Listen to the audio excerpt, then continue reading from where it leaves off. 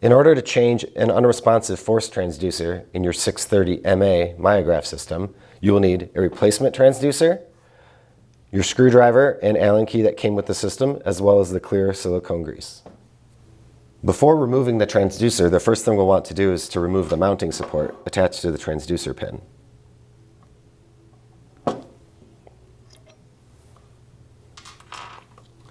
To remove the transducer, we'll flip the chamber over and you will loosen the 6 screws here covering the bottom plate.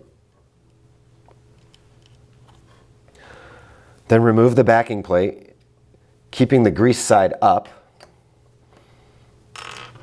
Once the backing plate is removed, carefully disconnect the wire. You then need to remove the 2 Allen screws using the 2.5mm Allen key that came with your system. There's an additional screw inside the transducer housing, which you will need to use your flathead screwdriver to remove.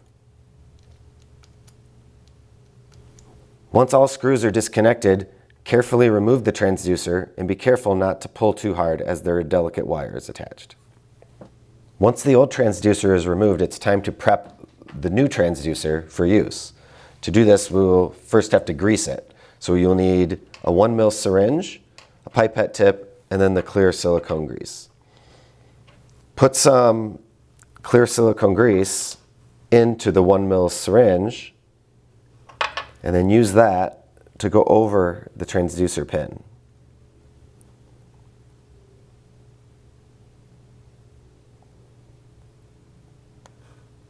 You can then take your pipette tip and run some grease along the front edge of the transducer housing. This will prevent buffers, other liquids from getting inside the transducer housing and damaging the transducer. Now that you have the transducer greased, carefully take the connection wires and run it into the hole in the chamber. Be careful not to snag anything, as you could damage the wires. Now it's time to attach the flathead screw that was inside the transducer housing.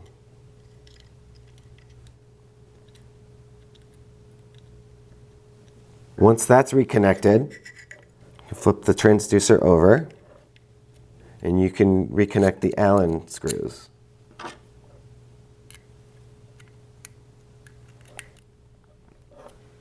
Now that the transducer housing is securely in place, it's time to reconnect the cable connection.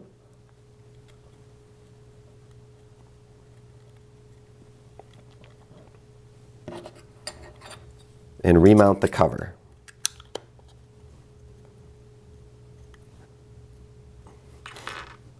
Once all the screws have been tightened, you can flip your chamber over and reattach your mounting support.